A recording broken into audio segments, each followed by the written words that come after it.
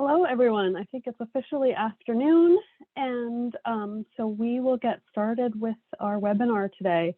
I want to welcome everybody for participating and thank you all for your time in joining us today. It's great to see the names of all of our participants rolling in. We're super excited to have you all here with us. We had more than 150 people register to participate, and we are recording today's session, and we will be sending out a link to the recording of the session on the Northern Forest Center's website after probably tomorrow. So you'll get that. And so if you have friends who weren't able to participate today, they'll have a chance to watch the recording. Just dealing with some window management, pardon the delay on my part. So I am Leslie Harrison. I am the Adirondack Program Manager with the Northern Forest Center, and I'm filling in today for my colleague Maura Adams, who's home with a cold and poor internet, and will be taking up the broadband issue in our next webinar. So stay tuned we'll be talking about that a little bit more at the end today. I'm pleased to welcome you all to the second of our webinars in this series, the Building the New Forest Future webinar series, which is made possible in part with support from the USDA Rural Development Program and many private supporters across the region. So thank you very much for your support.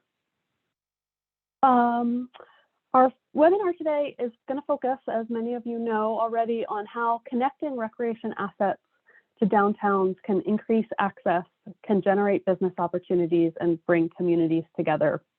I think we all recognize that recreation is one of the core assets and amenities that we have that's driving both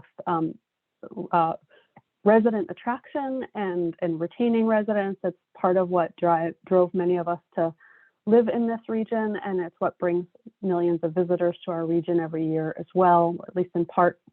And so I think we recognize that it's a core amenity, but what we're looking to do today is explore the question of how we can ensure that it's not just an amenity that's isolated, but that it's an amenity that's really connected to our community. And we're going to explore that in terms of actual physical connections like trail connectivity, as well as different mechanisms to expand access and make sure that people are knowing about and really accessing our resources and have the means to do so.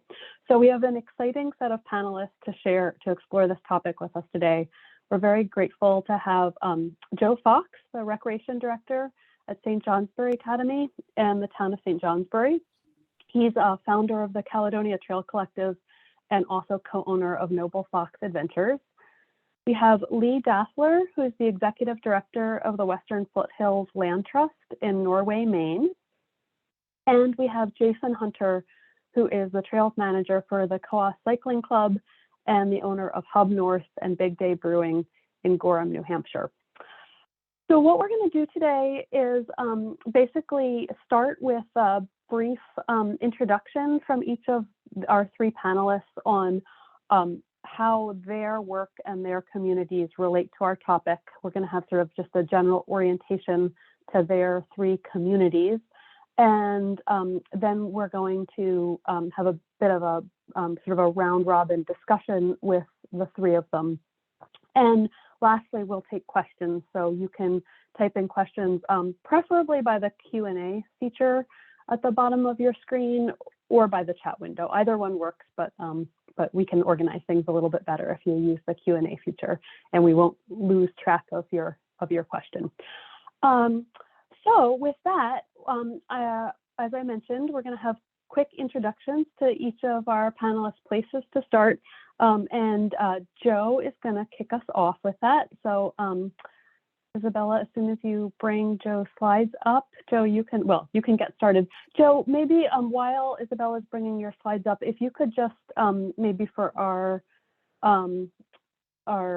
participants' benefit, could you just go a little bit deeper on your role with St. Johnsbury Academy and the community as a piece of your introduction? That would be great. Sure, absolutely. So honored to be here. Thank you so much for having me. My name is Joe Fox. I am the director of recreational programs at a private day and boarding school in St. Johnsbury, Vermont called St. Johnsbury Academy. Interestingly, I began my career with the town of St. Jay 16 years ago as a municipal employee, as a recreation director. About 10, 11 years ago, the town was kind of going through some tough spots politically, and there was talk about actually cutting the recreation department budget, which was pretty alarming. And thankfully, the private schools stepped up and said, this is crazy. We need to have a vibrant community. Our previous headmaster and current headmaster sort of felt like the way that our town goes is the way that our school goes. So it's important that people feel connected and engaged. So they worked with the town and select board and actually set up a system where I'm actually an employee of St. Jay Academy, and the Academy is a contracted service provider of our town. So we have a pretty unique public-private partnership in which I work for a private school, but providing recreation programs for the community. So St. Jay is a really neat town. We are situated, if you look at this photo, sort of where Interstates 93 and 91 come together. 93, if you're driving from Boston, literally ends in our town. You get off 93, take a right, take another right, and you're in our downtown, which is right where that orange dot is the trailhead and or destination, depending on how you want to think of it, of the soon to be completed 97-mile Lamoille Valley Rail Trail. St. Jay has always had a lot of potential, and what you're going to hear today are some success stories from the other panelists, and we are sort of in both a success story and a work in progress, I feel like, state of our growth. So 97-mile trail that ends, if you want to go to the next slide, please. Currently, there's 15 miles that are completed from West Danville to St. Jay. The Lamoille Valley Rail Trail, for those that don't know, will be the longest rail trail in New England when completed. And it's been sort of coming in fits and starts over the past few years. The project was managed by VAS, which is the Vermont Association of Snow Travelers. They've done an awesome job, but recently the state has actually taken over the project. Funding is secured and construction should be done within the next 2 years. So our section of trail, what I like to think of our section from here to Danville, has seen an incredible amount of use. And we have some great parking and a trailhead. If you want to go to the next slide, please. Our issue is that the trailhead at present sort of ends a little bit before our downtown. If you were to look at the bottom, probably the bottom leftish side by where it says Google, slightly to the left of that is our parking lot. So if you go to the next slide, that's our trailhead. So think about a 97-mile trail that has parking for about 12 cars. So some of the things that we're sort of looking at is we don't want that to be the end of the trail. What you saw in the previous slide, our downtown, that's what we want the destination to be. So connecting that trail to our downtown is clutch. And if you look above, you see where Main Street and Bay Street come together. There's basically 5 lanes of traffic to cross to get up to Main Street. Route 5 turns into what we call Railroad Street. Railroad Street is sort of our main street. It's kind of strange. The Main Street is up on a hill. Railroad Street is actually kind of like what most people think of as the downtown. So getting people safely from the rail trail to our town is a big project, and thankfully, our select board, our town manager, assistant town manager understand the importance of this and have done a lot of work. They've worked with Northern Borders Regional Commission. We've put in a VOREC grant, looking at wayfinding, safer routes, shared rights of ways, extending the rail trail, and kind of getting folks to our downtown. So my role as rec director is one, trying to sort of activate these spaces. I wear a few different hats. I also serve in the town's bicycle and pedestrian advisory group. So we're looking at sort of safer intersections and how we make these areas attractive and safe. And then, personally and professionally, just, getting people to utilize these trails. And through the nonprofit I serve on, the Caledonia Trail Collaborative.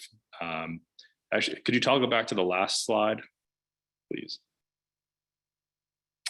You'll see up in sort of the upper right quadrant, St. Johnsbury Municipal Forest. So thanks to the Northern Forest Center, we actually received a grant, as well as from VIMBA and Cabot Cheese, to break ground next spring on a 1.4 mile machine built flow trail. So kind of tying together rail trail riders, gravel riders, mountain bikers, and kind of having St. J, be part of a destination or at least a place to stop to, whether it's on your way to or from like Kingdom Trails or some of those other more well-known outdoor recreational assets. St. J has a lot to offer. If you look at these like tags in the map, you see Fairbanks Museum and Planetarium, St. J History and Heritage Center. We have Catamount Arts. We're sort of like the arts and cultural area of the Northeast Kingdom, but with some great recreational assets as well. And I think the town is right now just figuring out how to pull this all together. I'll stop talking for now and pass it on to the next panelist. But again, really, really happy to be here and talking about the fun things going on in our community. And I'm sure, here in the Northern Forest region of New England and New York, we're facing some similar issues. So it'll be fun to chat about. Awesome. Thank you so much, Joe. Yeah, look forward to diving into the conversation. So next up is Lee Dassler from Norway, Maine. Thank you, Leslie. And Joe, I love St. J. I especially love the Bierstadt at your Athenaeum on Main Street. So I've got to get over there with a mountain bike and enjoy the recreational aspects that you've been so pivotal in setting up there. Thank you. So I am the executive director of the Western Foothills Land Trust in Norway, Maine. We are a 35-year-old land trust that works in a 10-town area that mostly represents one major school district and another school district. So we like to parallel the school district and our service area. The population of Norway is about 5,000. The population in the Oxford Hills, the region we serve, is about 30,000. Oh, isn't that slide fabulous? Don't you love that? That's not ours. I'm totally jealous. This is Joe's building, I think. And we have, we protect about 8,000 acres of land, and that's not my slide either. We protect about 8,000, that's my slide. Thank you so much.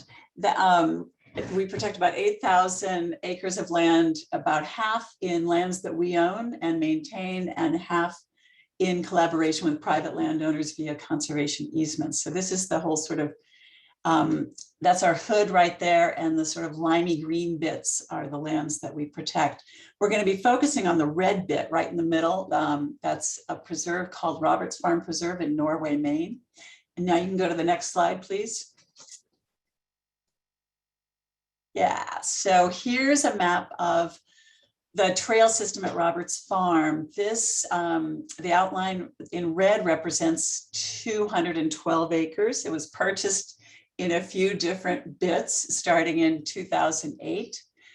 And we have approximately, it always changes, approximately 26 kilometers of Nordic ski trails on this preserve. And those are the ones you're seeing in the sort of creamy color. These are 14 feet wide, and some of them are 9 feet wide. We groom with a Viking, and now we are grooming with a piston bully, which we are totally proud of. It's our shining baby. This is not an easy system to learn how to do Nordic skiing on. It's got some inbuilt hills. It's just part of the nature of this land. So if you can ski Roberts Farm, you can ski anywhere. There's on this map, you'll see a little green triangle. That's where our warming hut is. You're going to see some photos of that. And then we also are in collaboration with our school district. We have a farm to school program where the green the green square is, and we have big plans for some buildings there in the future. What we're going to talk about today, though, is the plan to connect this trail system right to our downtown. The downtown is off to the upper right of this particular slide. And so that's what the Northern Forest Center was helping us find the monies through the Northern Border Center to get to our Main Street. So next slide, please. So here was the last bit of the trail. The blue trail is on this map is the trail that's coming off of Roberts Farm, the last bit of our ski trail that we built with the Northern Forest Center funding. And it's fabulous. We were skiing on it all last winter. The red trail is the next portion to be done. The green portion that you can see a green parcel on this map.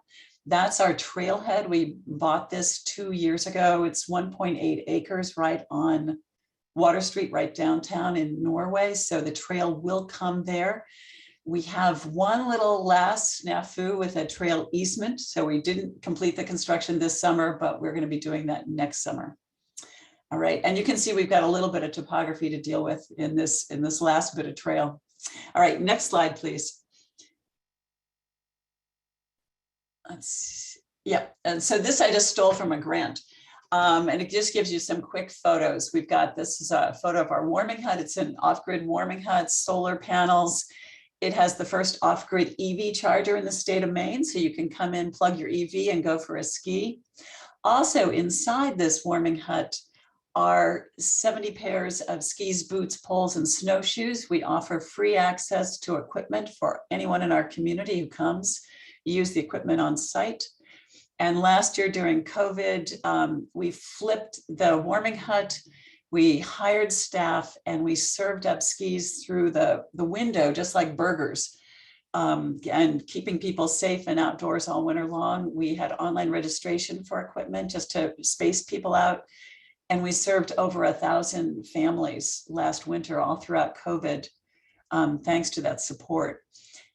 And then there were also people who brought their own equipment that we weren't able to track. So we were really, really busy last winter.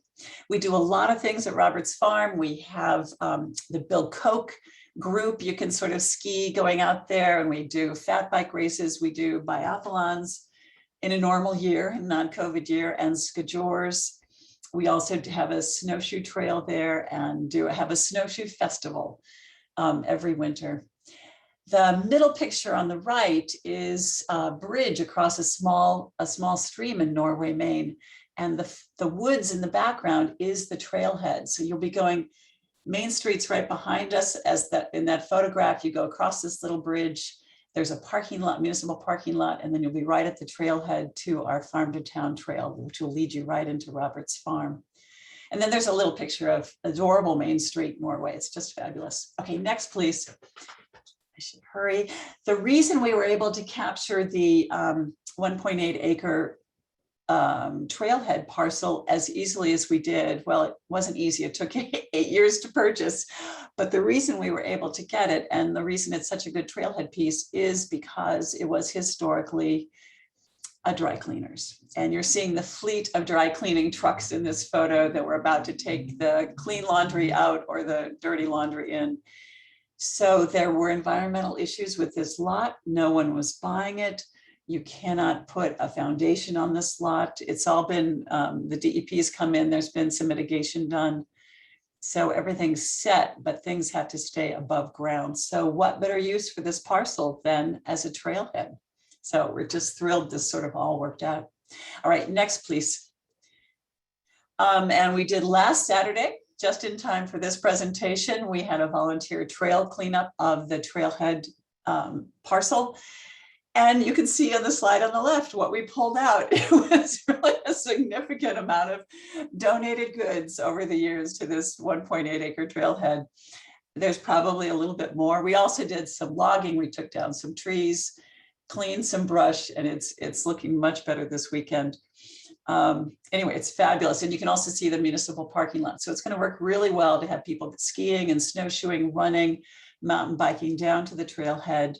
and then they can get right on Main Street, go to Cafe Nomad and have a cappuccino, and then go and continue their shopping and end up at Norway Brewing Company for dinner. All right. Thanks so much. We'll go on to the next speaker now. Thank you, Lee. I have new inspiration for brownfields as a source of revitalization. Our final panelist to just give an overview of his community is Jason Hunter, to share a little bit about what is going on in Gorham, New Hampshire. Thanks, Jason. Hey, everybody. Yeah, thanks, Leslie.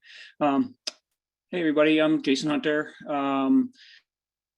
I am the founder and now just, I guess the title I have now is just Trails Manager of the Coos Trails, which is the trail network for the Coos Cycling Club in Gorham, New Hampshire.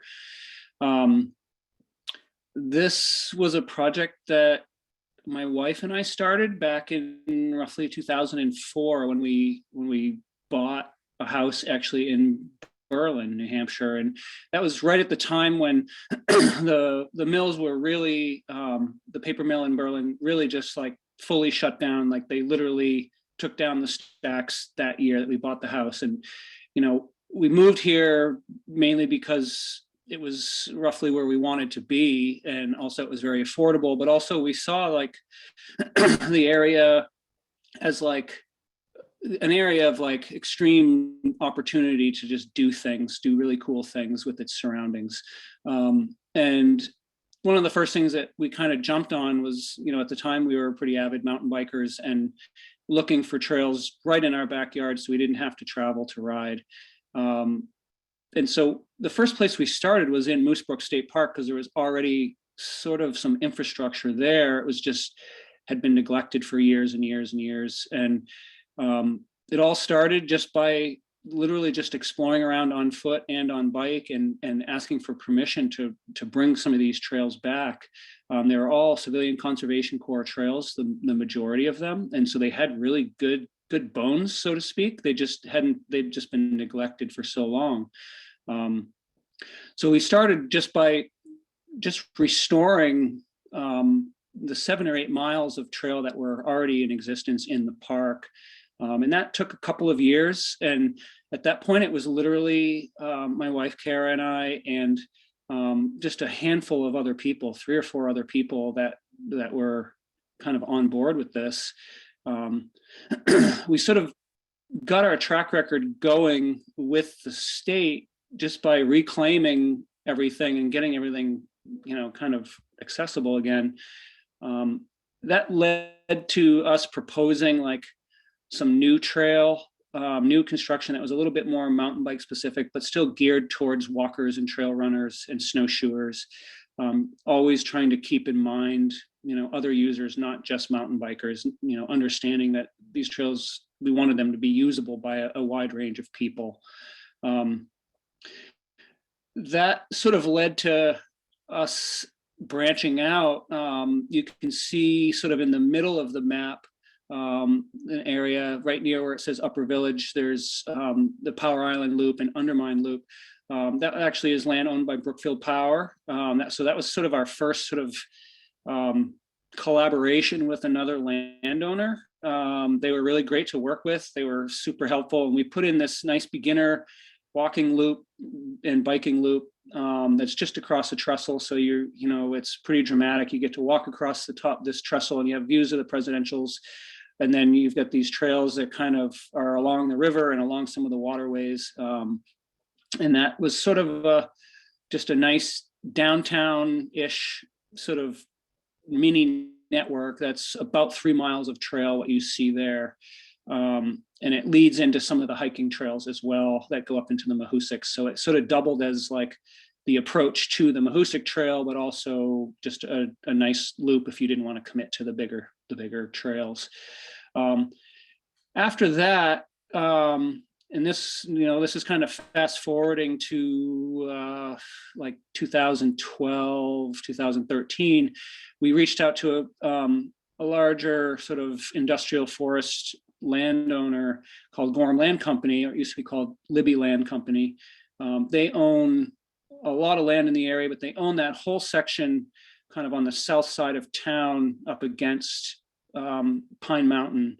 And they also are the owners of Great Glen Trails and the Auto Road. So they have, the manager, Howie Weems, had a really good sort of perspective on what trail networks can do for a town. And so he was instrumental in just helping make this happen. You know, he kind of gave us sort of just a blank check to just, well, not money, but, you know, blank check on land to just develop within, you know, reason and responsibly. So all of what you see on the south side of town, you know, kind of Old River Road, the Strand, Pete's, all of that stuff was developed on their land, and a lot of that was kind of the first bit of grant funding we actually wrote for.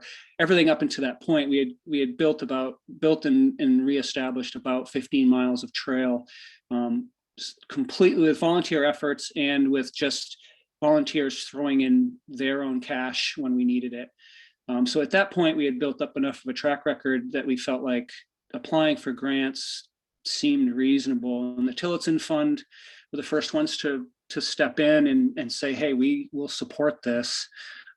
So over the years, we've gotten 3 different grants from the Tillotson Fund to build out this whole side of town, which we call the Pine side. It's on the Pine Mountain side of town. And that's all pretty much still hand built. And it's like more modern trail. And again, we tried to make it feel, you know, just as usable for like the trail runner or the walker or the snowshoer. Like, we didn't want it to feel like it was only for mountain bikers. And granted, you know, there's a lot of it where, you know, yeah, a walker or a runner may not go off some of the jumps or around some of the berms in the same way, but it still has that feel as though you're traveling to get somewhere or do a greater kind of loop. As we kind of built this out, as it was forming, and a little bit of this mentality came from the Tillotson Fund and the Northern Forest Center as we got more into it, was trying to connect all this stuff to the downtown and how it could improve the lives of the residents and the businesses within town. So that became more of a focus as we got into this. And we realized, just taking the bird's eye view, that we were already aiming these trails at Main Street without even really thinking about it. So we just kept on doing that. So what we've got now, you can see that it's the rail trail cuts right through the center of the network, which is really nice because it gives us a way to connect the 2 sides of the network without actually having to cross Route 2. It goes under Route 2 on the rail trail. It's also really neat that you can make bigger loops utilizing the rail trail and some other gravel roads if you want. And then there's also the multimodal trail, which is a non-motorized trail that the town created that goes from one of our trailheads, and it kind of cuts right through our network again and spits you out on Main Street. And that's a really popular kind of non-motorized rec path that the locals use for walking and riding and whatever. So all of this, you know, kind of just kept evolving. While it was all happening, my wife and I decided to buy an old Girl Scout camp, a 26-acre Girl Scout camp that was right in the center, like kind of surrounded by Moose Brook State Park. And you can actually see, if you look in Moose Brook State Park, there's just outside of it, there's a little parking area, and there's a trail called Annie's Way and Ethan's Loop. That's actually our property, called Hub North, and it's a tourist accommodation and an event space. And we focus, you know, our focus is to serve, you know, people that are here to ride bikes or go hiking, go skiing, or just enjoy being in the mountains. You have views of the presidentials and just, you know, a nice place to walk around and be. So we bought that in 2016 and have really integrated it into the network as best we can. And we use this as a space for like our organization to gather and have meetings and have events. And it's just kind of really fun living there. So that was in 2016. In the December of 2020, myself, Kara and I, and two other couples, purchased a building in downtown Gorham, right near the intersection of Route 16 and Route 2, with the goal of opening a brewery that will ultimately have a bike shop and also be a trailhead for our network. And so this is on kind of the extreme opposite end of the network from Hub North. And you can see that in kind of down in the right-hand side where it says Gorham, there's a parking area and an information area and basically a trail that says Jungle Gym. Last year we built a little beginner loop with kind of wooden ramps and jumps and stuff for beginners or kids to play on. That parcel that is on is a 15-acre parcel that surrounds the brewery. We're in the process of closing on that deal. So at this point, the brewery will own, all told, 16 acres of wooded land right in downtown Gorham, with the goal of, some of that we're using for parking and trailhead. That parking area that is for the brewery will ultimately have bathrooms with flush toilets, and just a space for people to park, do their ride, come back, change, clean up, and if they want to go to the brewery, they can. Ultimately, there'll be a bike shop of some kind there, so they'll have service available to them for that. And then we'll have the ability to develop that back kind of 14 acres, improve the trails that are there, whether we incorporate in some sort of housing, because there is sort of a workforce housing issue in the area. Whether we can incorporate that in the future, we'll see. But no matter what, it'll end up being a key green space in town that's just open to the public and will be a part of our network. So that's sort of how we've connected to downtown. Some of the other things that we've done to engage the community is we've created a program called Pete's Bikes. A key member of our organization, he passed away a number of years ago, and a bunch of money was donated in his honor to the cycling club. And so with that, we bought a fleet of 12 bikes, mountain bikes of all different sizes, so that we could offer those to local kids were the focus, but there's been some adults too that have used them. We've started a summer ride series for the kids, was just guided rides and instruction. Actually, you can go to the next slide. This will sort of help show a little bit of this. So we've incorporated a lot of this. This is a way to incorporate the community as much as we can, get them engaged. So we've got the kids rides in the summer, and then we've also created a Berlin Gorham collaborative mountain bike team. So we have kids from the Berlin Middle and High School and the Gorham Middle and High School that all come together and race in the fall. They do 6 to 8 races. And we've had on average 20 to 25 kids. It's pretty awesome. We've got 3 coaches that get paid just a stipend, and then 3 volunteers. So that's really kind of engaged the local community. Not only the kids, but the adults. The parents are jumping on, and and then obviously along with that, we're engaging just by having volunteer work days and getting people out, really seeing what it takes to build and maintain these trails. And as you can see, we also groom for fat biking in the winter. We have 8 to 12 miles of groomed trail in the winter, and that's all actually based out of Hub North. And that's condition dependent, but it's also just a way to sort of offer more year round. So I think I'll leave it at that. That's kind of the big overview of what I've been up to. Awesome, Jason. Thank you so much. It is so fun and well, it's not as much fun as being out there and enjoying it, but it's still fun and inspiring to see, get this little virtual tour of all 3 communities. Lee and Joe, I want to invite you guys to come back on, start your cameras again if you're able to. Sorry, we have a funny little settings glitch with our hidden cameras, but anyway, sorry about that. At any event, what would a Zoom webinar be without something going a little bit wrong at some stage, right? it is so much fun, as I said, to see all of your places. We want to just kind of explore some of the similarities and differences, and just kind of go a little bit deeper on the topic. And while we're having this discussion, as I mentioned earlier, for members of the audience, feel free to put questions into the Q&A feature. We'll circle back to them. We have quite a bit of time here, which is nice, to have a fairly thorough conversation. I'm sure we'll leave stones unturned as well.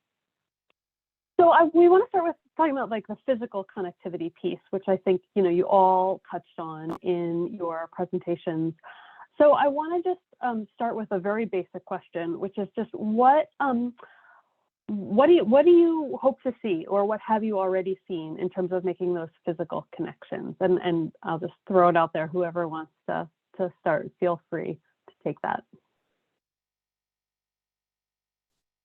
Well, one thing I'll mention it as a land trust, what we've seen by having all the trails that we have, and we have 4 miles of mountain bike trails on another preserve in Norway, as well as the ski trails and then hiking trails.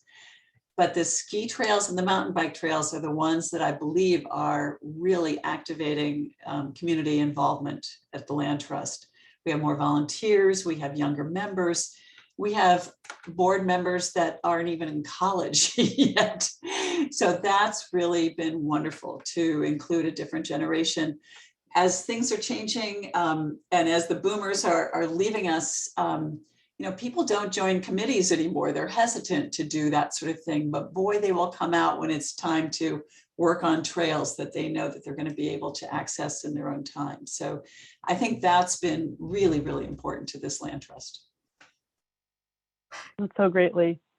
Jason or Joe, do you guys have additional things you want to add in terms of things you're seeing or hope to see? I think in St. Jay, I mean, there's a huge sense of optimism right now. So with this coming rail trail, there's more business investment than I've seen in the entire time I've lived here, and things like Whirligig Brewery, Kingdom Table and Tap Room. There's a new cafe, Central Cafe, that's amazing. Another bakery and cafe just opened. There's St. Johnsbury Distillery. Like, there's a bunch of restaurants that are brand new, and breweries and places to go out. One of the benefits of the pandemic was it forced outside dining to be a thing, which was never a thing in St. Jay. So now you come through our downtown. They did some work with creating these little pocket spaces, I guess you could call them.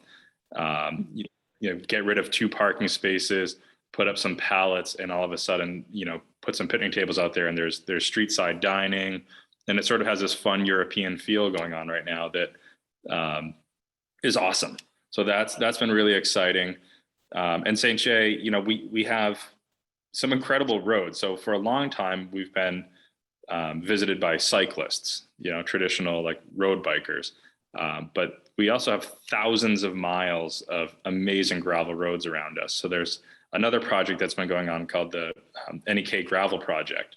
And there's a world champion gravel rider, Ian Boswell, that lives nearby. And he started a Tuesday night, group ride from the local ice cream shop in St. Jay. So seeing all these, folks coming together and going on group rides has been awesome. We have a nonprofit bike shop that opened up now called Link, again, right in the downtown, which is great.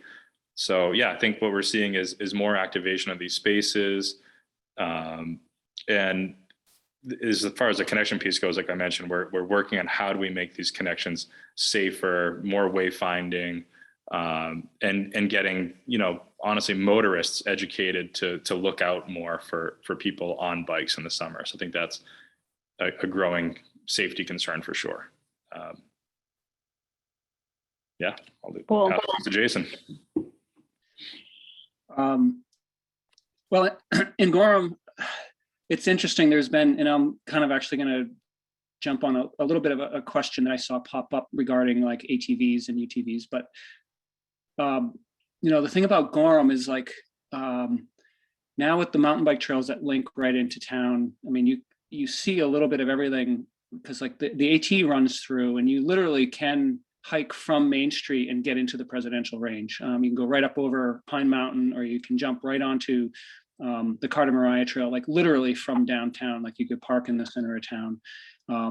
Same thing with the mountain bike trails. There actually is a ski glade that the Coos Cycling Club built in conjunction with Granite Backcountry Alliance a number of years ago. We maintain, like, again, you can literally park on Main Street and put your skis on and skin across, across the runway and be up into the woods and be skiing glades.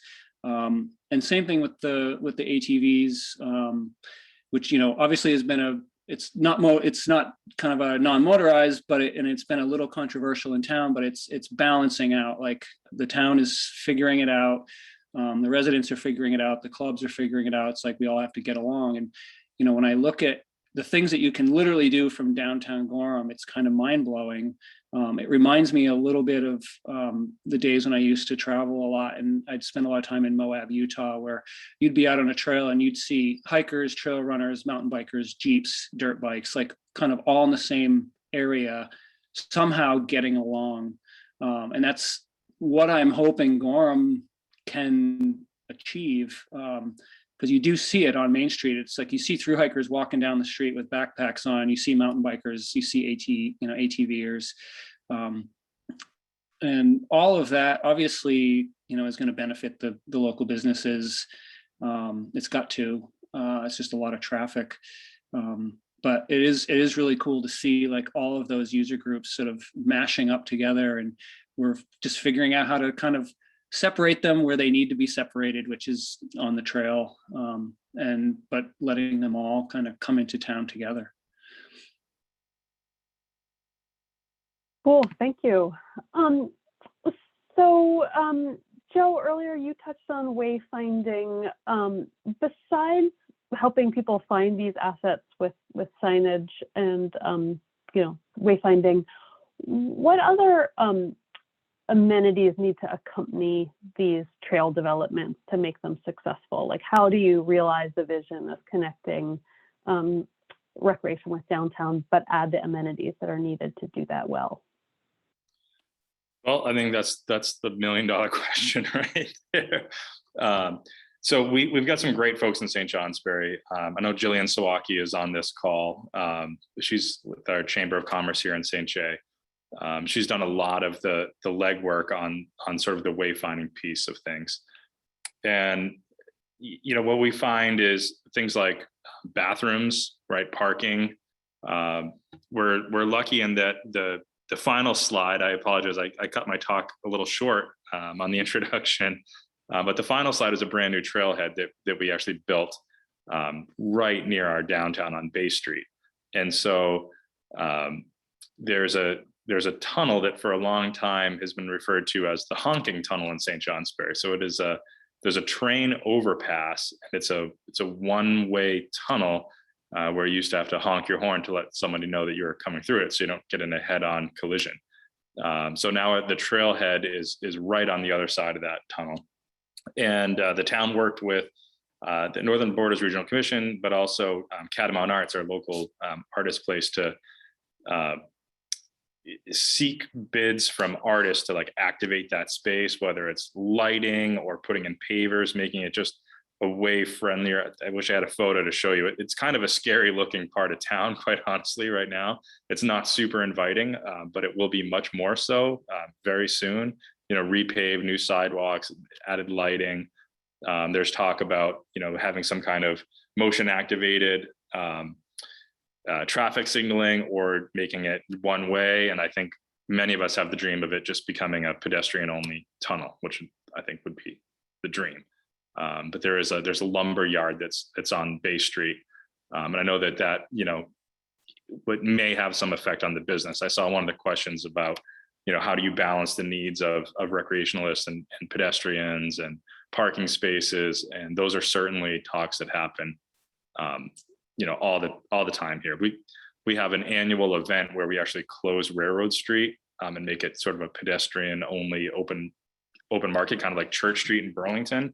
And that is both wildly popular and wildly controversial. It kind of goes both ways. And I think it's just like Jason, alluded to, is finding that balance.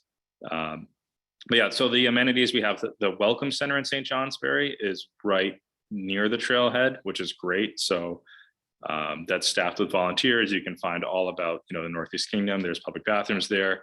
It's also where rural community transportation, sort of our local bus station, I guess you could say, is located there.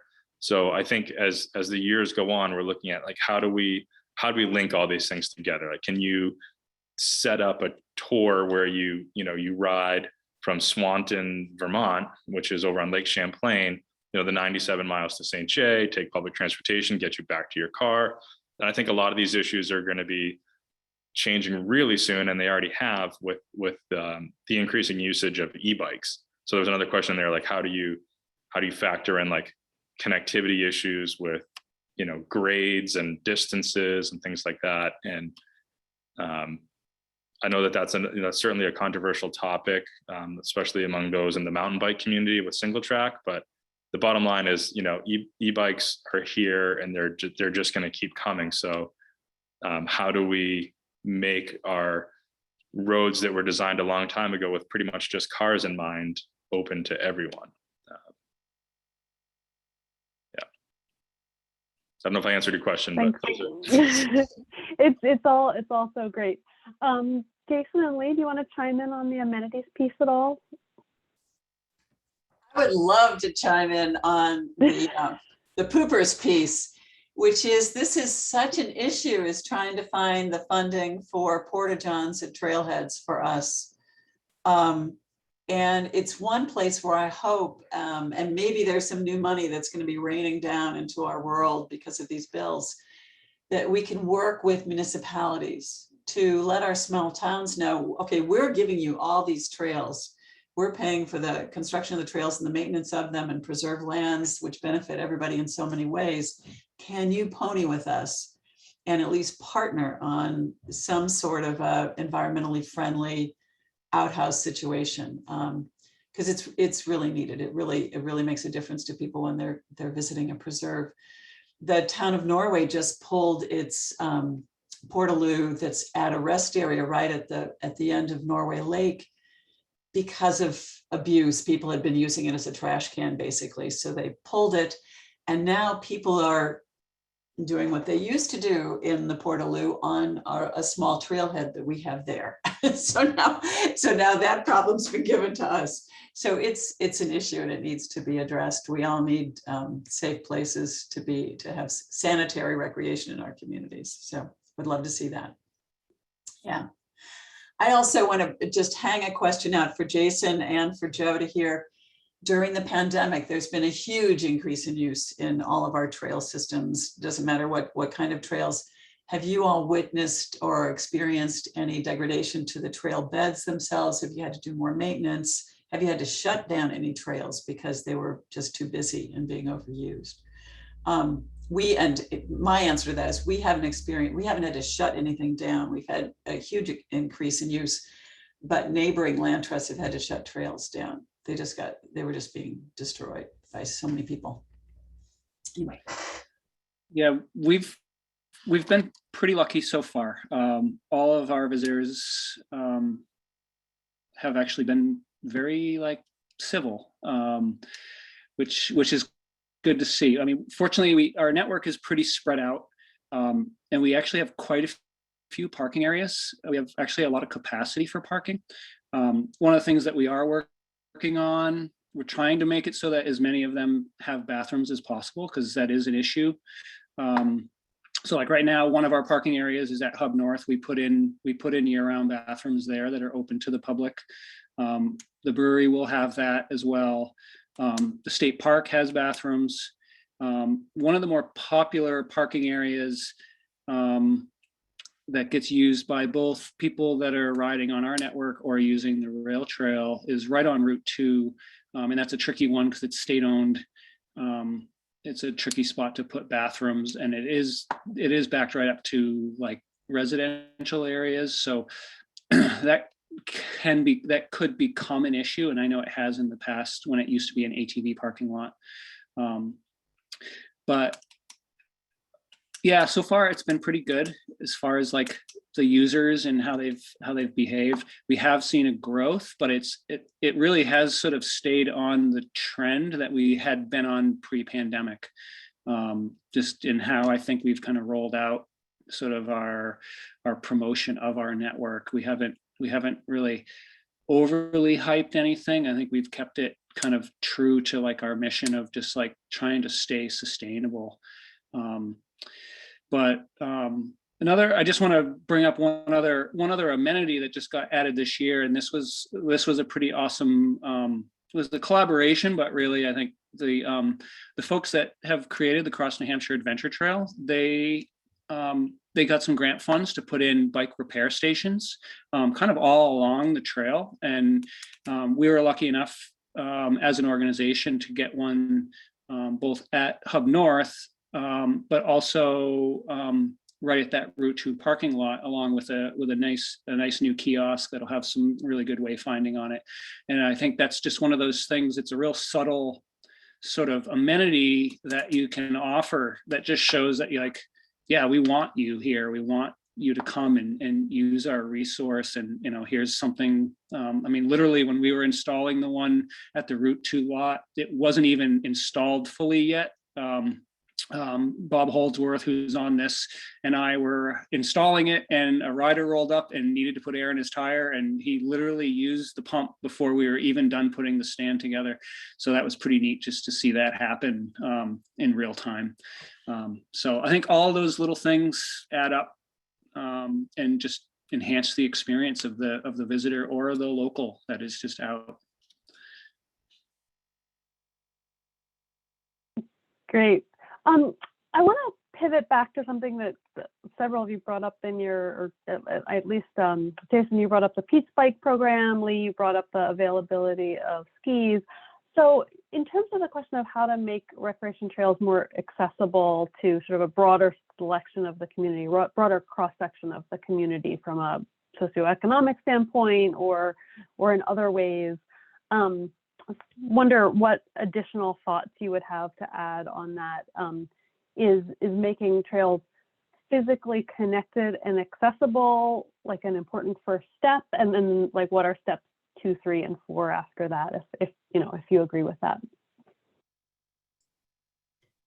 For us, access to the equipment was really key, and we were fortunate. We were already partnering with our school district. The school district brought down a big grant for recreational equipment. So they basically bought the first trump of recreational equipment that we have in the warming hut. So all the skis, boots, poles, snowshoes, and then we've been adding to it every year and maintaining them, replacing, repairing. But that makes a huge difference. A family with 3, 4, 5 kids can't afford to get skis and boots for everybody and keep track of that. So they know that they can come to Roberts Farm and get their kids out skiing. That's been really key. And last year, with support from foundations, we also started a snowshoe library in town. And I know lots of towns have that, but ours didn't. So you can now go, if you're a resident of Norway, Maine, you can go to the Norway Library and use your library card and take out snowshoes for a week, which is really sweet. And then those snowshoes can go anywhere with you. Our equipment at Roberts Farm stays at Roberts Farm. I would love, these guys mentioned they have mountain bikes. I would love to have, a trailer of mountain bikes that could go to various preserves for events to help little kids get on bikes. That would be great. Yeah. Yeah, no, definitely access to equipment is certainly an issue.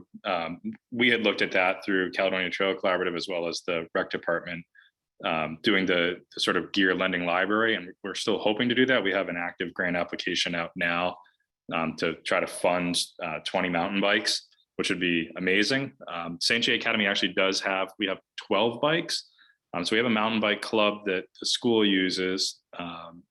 For the fall, we started our first youth mountain bike team this year. It was pretty wildly successful. We had about 35 kids involved in that, and to be able to have bikes to loan out was pretty awesome.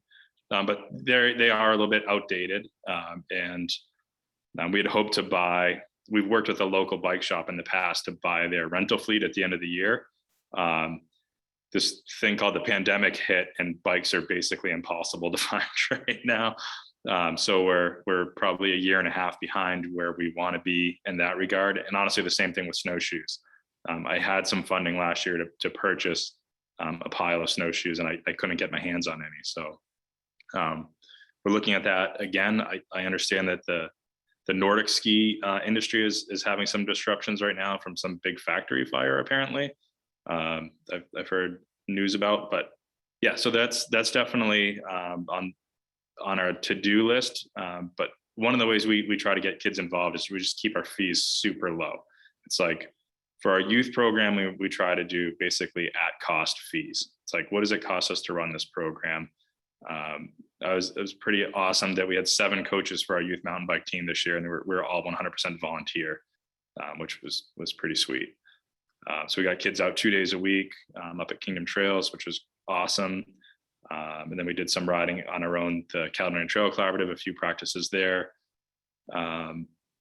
Yeah, so I think, getting the people out there, trying to find ways to make things affordable. We have a bike safety fair in the spring that was pretty well attended every year, where we work with the local Northeastern Vermont Regional Hospital, some other community partners, Blue Cross Blue Shield of Vermont, and the St. Johnsbury Police Department. And actually, we gave out about 300 helmets to the community, which was pretty great, just for kids riding bikes around town, keeping things safe and teaching them how to ride in traffic and signaling and what to look for, kind of working on those basic bike skills. So I think really investing in the youth is huge. And then if you get the youth involved, the parents come with them. That's kind of what we're seeing.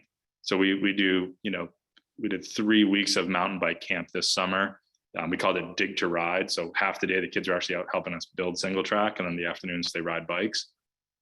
So they have an interest in like how the trails are built. They try to explain like why you don't want to ride, why the trails are closed on a muddy day. This is why you don't want to ride, in a freeze thaw cycle, and why trails close in November, and sort of those sort of conversations. So, yeah.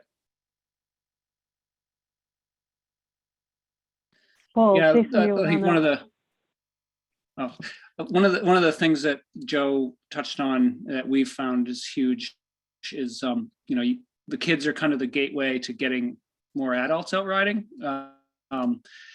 The first summer that we offered the Pete's Bike program, we did 6 kind of group ride days for kids, and we did that in collaboration with the Gorham Rec Department. And that first year, it was almost like we were just sort of like a babysitter. A lot of the parents just dropped their kids off and said, "Have fun, I'll come back in 3 hours and pick you up." And we had like 30 kids, and it was a challenge. But since then, it has been, now the parents are showing up and they actually want to like participate and help chaperone, and they're showing up with their own bike, and the kids are now showing up with their own bikes. This year there was way fewer of our loaner bikes actually went out than last year, and that's one thing we're seeing is like not only are they getting into it, but they're actually investing in it a little bit. They're not necessarily showing up with those $4,000, $5,000 bikes, but they're getting their kids like decent bikes, and they're getting them for themselves. And it's just showing like a commitment to it. And I think a true love for the sport, but also like they're showing up for trail work days in the same way. And it's pretty interesting to see like, little kids like coming to trail work. And yeah, their attention kind of wanes and they're off in the woods being a kid, but just the fact that they're out in the woods and they're seeing what it takes, they're kind of learning at a really young age that stewardship piece, which is just, I think, huge kind of over the long run. It's pretty neat. So the bikes was the gateway for all of that, and I think it can be the same way with skis and snowshoes and any of that just gets people out and makes them really realize what they've got in their backyard. One of the partners we brought on board was Fairbanks Museum and Planetarium, which we're super fortunate to have. So it's like a natural history museum right in our town. And so we did a snowshoe like moonlight walk one night where they have a planetarium there. They brought out their huge telescope, and the kids were able to look at the moon and have this naturalist that was awesome. They did nighttime tracking of animals. And I think, when you find those kind of community partners as well, like we have some knowledgeable board members, but like they're the experts in our area. So we kind of go to them. So same with like our summer camps. Like, yeah, I've got some summer camp counselors that are good at arts and crafts, but I have a regional art center in my town. So like, I'm going to contract with them to lead our art program, So I think part of the thing that I would suggest is like, look at who are your natural partners in your area. And I've talked, and Jason, you as well, pretty heavily about mountain biking, because that's where my brain goes a lot. I'm super passionate about it. But yeah, our trails are definitely used by, trail runners, walkers, snowshoers, even Nordic skiers. So bringing them all into the fold and making them feel welcome on the trail is pretty key. I know for us, like winter, we have a pretty small network. So winter management can be a little bit tricky with like conflicts of like snowshoers on trails that people want to ski, and post holing the skin track and things like that. So those are all some of the things to keep in mind too, as you're kind of managing your networks and dealing with those user conflicts. Thanks, Joe. So we have a question from an audience member about whether any of you have experienced any pushback or conflict over road space, funding, parking spaces, et cetera, from specifically from local businesses about connecting Main Street to trails. Wonder if any of you have experienced anything like that. Or if not, if you can speak to maybe why you think you haven't.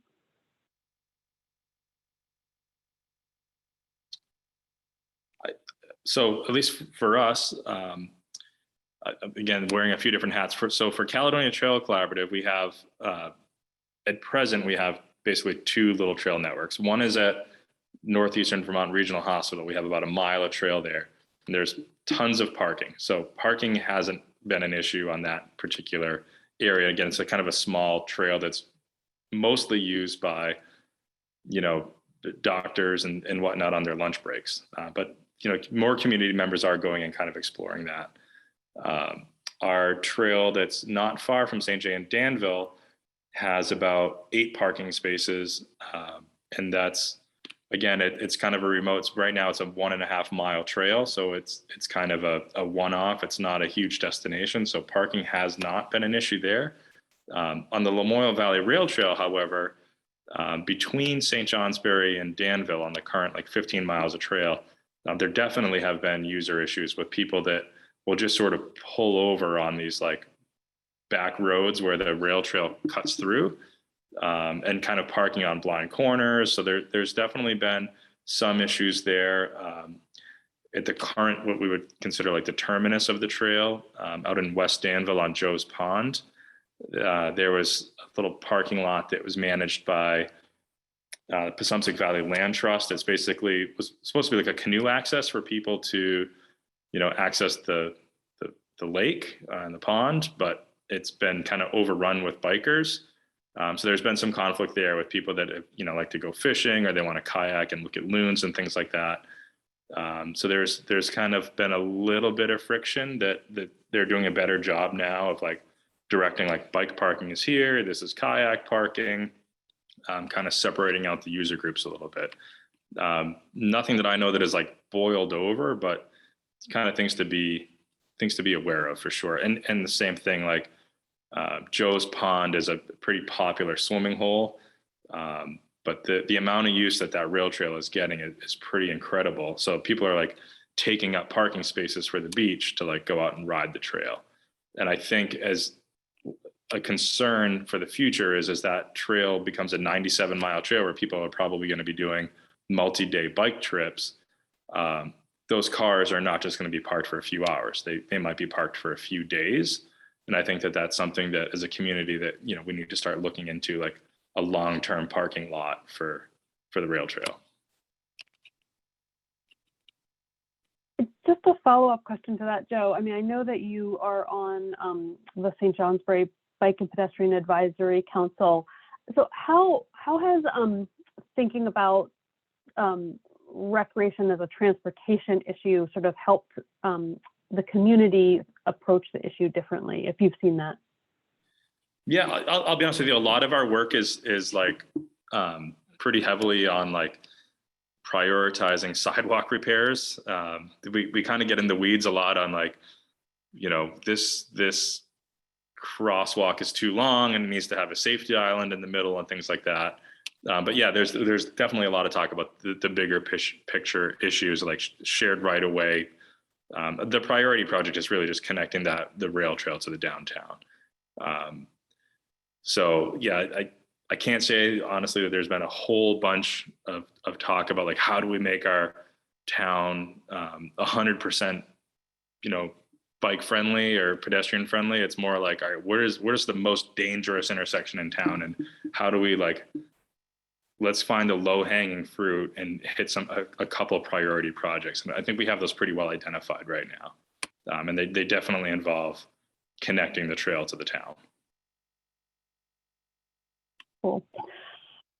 So we have a number of questions that have come through related to the question of how to get access to add trails, basically like landowner interactions. And some of the questions have to do with some New York State specific issues, and I won't ask our Vermont, New Hampshire, and Maine colleagues on the panel to speak to those, but I'll just kind of editorialize a little bit. Julia asked a question about whether it's cumbersome to have a town recreation department develop a trail within a New York State forest. And Julia, I guess, based on my limited experience, what I would say is it depends a lot on what the New York State forest you're talking about is, like what its land classification is.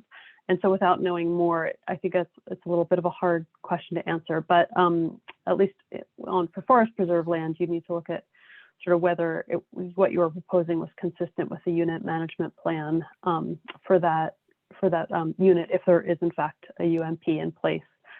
But more broadly, I think the questions that are coming in have to do with just seeking landowner interactions. We do have a webinar planned later in the series around the notion of how we can make recreation work on private land. So we'll be revisiting that and going deeper.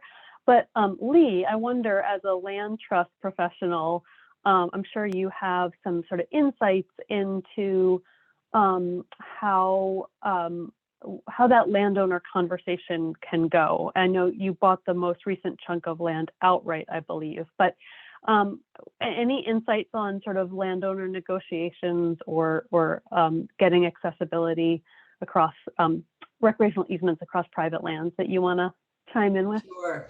And thanks for that question.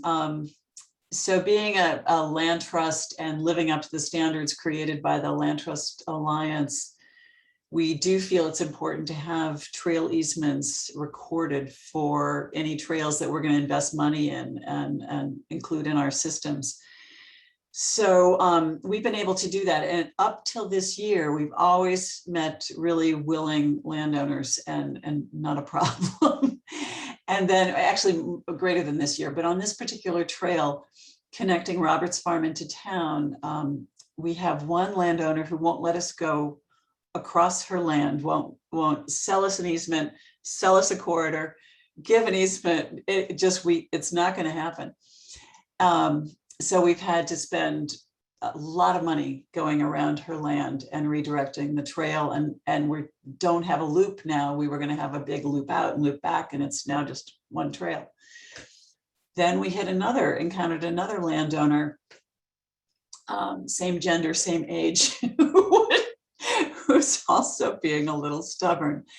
And it's tricky. So we're working with relatives and we're just trying to get them to understand the importance of this trail to the community, and bringing in other trail easement donors who've worked with us in the past to let them know what their experience has been so that they can build up a kind of a culture of trust about having a trail. I think 20 years ago in this community, there was an attempt to have a rail trail right in downtown Norway, and everybody said no. They did not want a trail near their backyard. They were so worried about having their own private property accessible to people that they didn't know.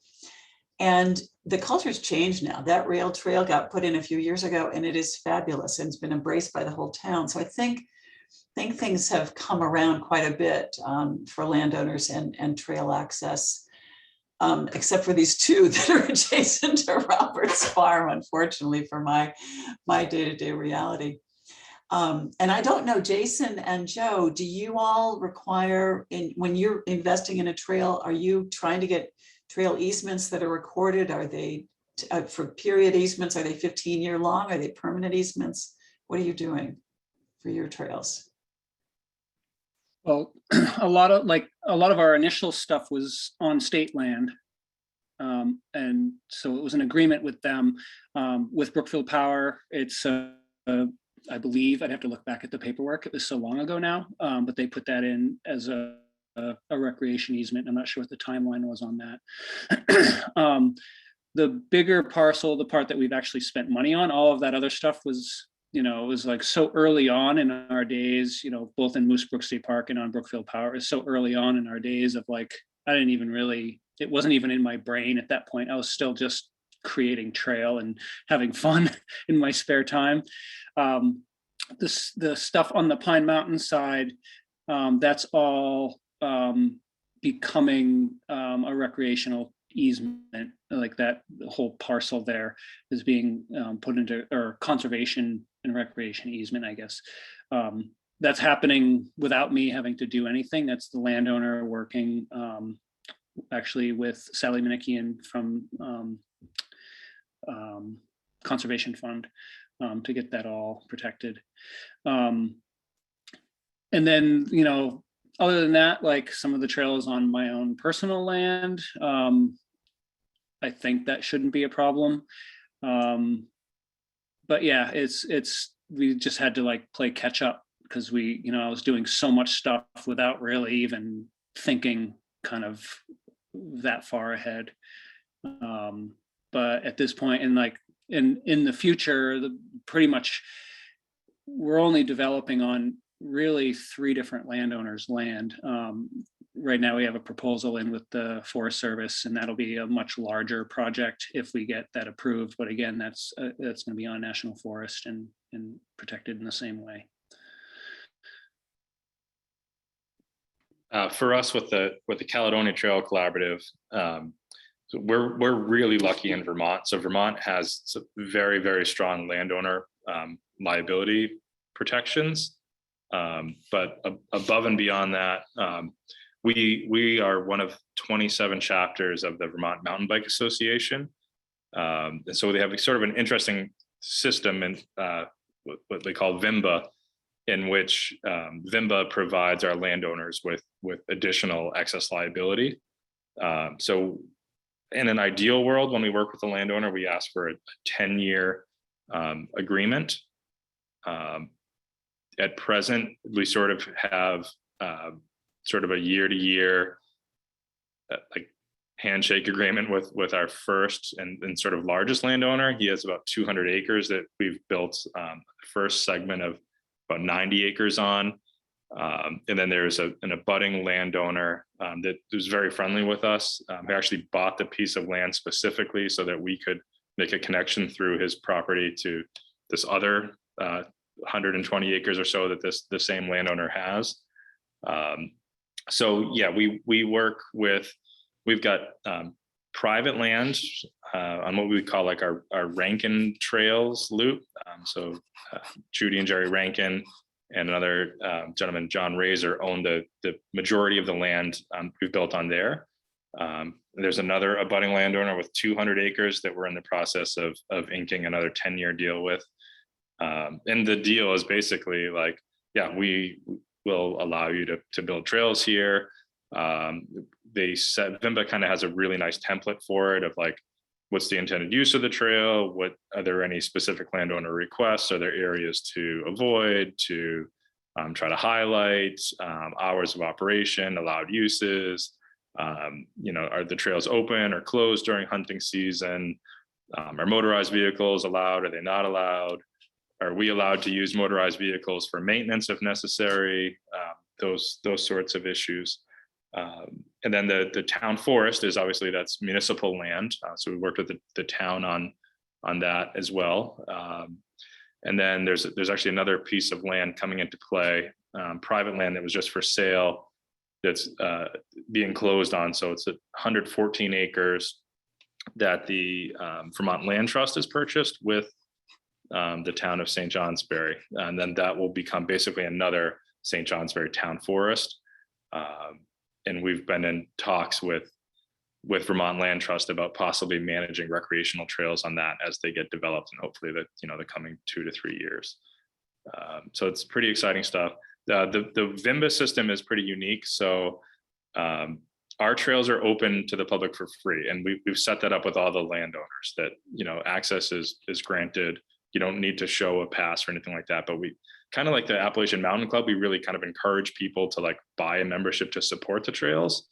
And so the way VIMBA works is it's like it's $55, I think, for an annual membership. And then when you buy that membership, you name a local chapter that is the beneficiary of those funds. And basically 50% goes off to VIMBA, 50% comes to us. So that 50% that goes to VIMBA is for like statewide mountain bike trail advocacy, looking at environmental policy and how that works, and regulation and lobbying and all that kind of stuff, as well as the liability insurance for the landowners, but also like a lending library of tools for volunteer chapters that are like having trail build days, sort of best practices and like low impact trail building kind of training, stuff like that for the chapters. And then the other 50% goes directly to us. So it's like wired into our account, and that goes to building trails. So building, maintaining, stuff like that. So it's worked out pretty well. And they encourage people, like, if you can get what's called an add-on. So like, I'm a member of Caledonia Trail Collaborative, but I've added on the Stowe Trails Partnership. I go over there and ride pretty frequently. So like, I pay an extra $27.50 to be a member of Stowe Trails Partnership. Stowe Trails Partnership, if you're an add-on member, you get 100% of that. And what we found, like, for our membership has gone through the roof in the past year for our intents and purposes, which is like 150 members, which we never thought we'd see. It's like, it started off with like just a couple of friends like building trails, and now it's like we're getting a lot more use, and all of a sudden we're going to have a 1.4 mile machine built flow trail in our town forest, which is like beyond our wildest dreams. So it's pretty awesome. Like, I think as you alluded to, Jason, like, the kids get hooked on this, the families come on board, and they're like, oh yeah, we'll donate money. We want to see this happen. This is rad. Like, let's go. So I'm just trying to be strategic and about where we develop. We've actually had multiple landowners reach out to us like, oh, can you build trails on our property? But they're like 8 miles away from existing trails. Like, well, maybe someday, but it doesn't make sense for us to like drive way out to that town to build a trail for you. It's not really connected to our other trails. We're all volunteers. So we've got to kind of be strategic in what we accept for a project and what we don't for now. But it is, like I said, we're pretty much filled with hope for the future that people are into this, and it's healthy activity for sure.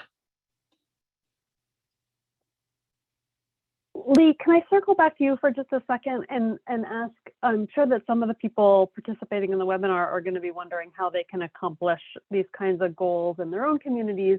So what advice would you have for them about sort of engaging with land trusts in their community specifically? Anything beyond what you said earlier about permanent easements, any other advice you'd offer?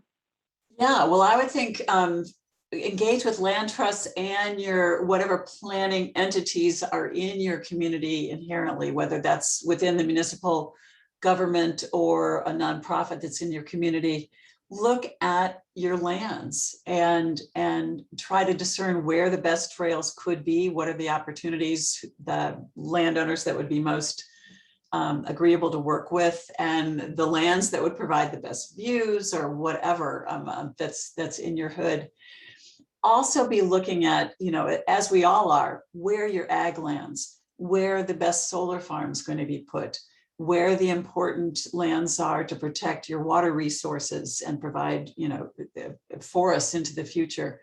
I think all of that plays in when you're thinking about where your trails are going to go. It's all having the community think about the best use of its lands in its neighborhood, which recreation should be an integral part of. Great. So let's close out with a question around stewardship of natural resources, very much related to what you were just talking about, Lee. How, in your experience, and this is for all three of you, if you have something to chime in on here, have you seen making recreation assets more accessible aligns with or helps with environmental protection in your community? Do you have any examples to share around that? I mean, Lee, you showed us those fabulous photos of your trail cleanup. Well, I don't know that I've got specific examples, but, you know, bringing people into land. And the best way to do that is through trails, whether that's mountain bike trails or ski trails or hiking trails. Getting people in the forest, getting people in the woods, up on mountains is the best way to have them realize how important it is to our human souls to get outside and ground ourselves in nature. It just happens. So.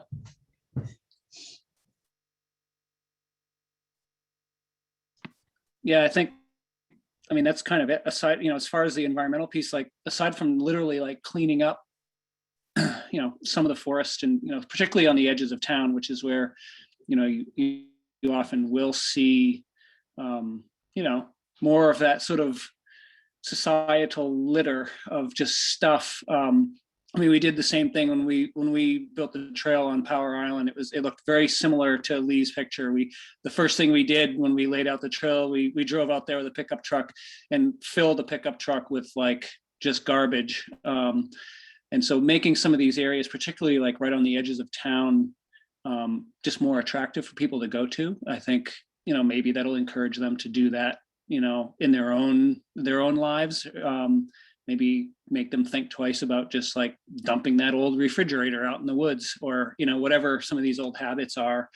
You just never know what kind of impact you're going to have, particularly with the kids. Like if you train them, teach them, at this young age to have that respect for their natural world, they'll be less likely to fall into some of those bad habits that will kind of trash our surroundings.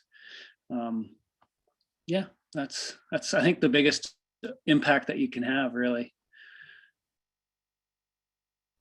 And Joe, you talked earlier about the dig and ride camp and how that was sort of creating a stewardship ethos, forcing a bit of a stewardship ethos in your young people in St. Johnsbury. So I don't know if you have anything to add. Yeah, I think, one of the things that's nice is like, generally speaking, like an ecologically like well-designed trail is also a well-designed trail. So like having the right outslope so that water drains properly without like completely eroding your trail means the trail lasts longer and it's more durable. So getting the kids to kind of understand, like, even like just the basic concept of erosion, looking at things like aspect, like, okay, this is a north-facing slope. It's going to be wetter than a south-facing slope, and they're sort of start thinking a little bit bigger than just like, I'm just riding my bike on a trail. Like they're putting some thought into like what would make this good, or like, yeah, it's really fun to go down a straight chute in the woods, but do you think this trail is going to last long if people are just grabbing brake all the time and like eroding it? So they're hopefully thinking a little bit about those things, and honestly, some of the time, like dig to ride camp ends up being like a kid finds a salamander and they're just like 20 minutes of like checking it out and watching it, and just hanging out in the woods, playing with worms and stuff like that. And that's honestly, like, we don't really expect any work to actually get done when we're out there. If it does, it's a bonus. Ideally, like when we're cutting new trail and we're cutting brush and the kids are just like chucking brush, that's like super helpful for volunteers. But as far as like actual like laying out the tread, it's hard work. It gets hard digging. It's 8 and 9-year-olds aren't doing the best job with that, but they're having a heck of a good time in the woods, which is what it's all about. So awesome. Well, we're coming up on time. I want to thank all three of you so much. Any closing thoughts that any of you want to share before you lose this opportunity? We see lots of great chatter in the chat window. I think people have really enjoyed this. So any last thoughts you want to impart? Okay, and if not, seeing 3 happy faces. Yeah, just thanks again so much for sharing your perspectives and your community stories and your many sources of inspiration with us. I have extreme opportunity as one of my notes from today, and so thanks for imparting that with us all. We're going to be holding a next webinar in the series. Isabella, can you pull up the slide with the details of our last webinar? Thank you. So the next webinar in the series is on January 22nd on a very different topic about preparing for broadband in our communities. And there is a link on this slide. You can go to northernforest.org/webinar-series to register, and we'll be sending an email out probably tomorrow. You'll probably see that from Isabella with both a recording link to this recording from today and also additional details on this next webinar in the series. Additionally, there will be an evaluation survey included there, so please take a moment to let us know what you thought, if you have ideas for future webinars, etc. And I believe that may be in the chat window too, perhaps, maybe not yet. I think I have covered it. Yeah, just thank you all so much for joining us, both audience and especially panelists. Thanks for making the time and sharing your perspectives. Thanks for having this. This was fun. Yeah, thanks for having me on. And anyone out there is ever in St. Johnsbury, come by and say hello. And the same for anyone coming through Norway Made. Love to see you. Awesome. Thanks, guys.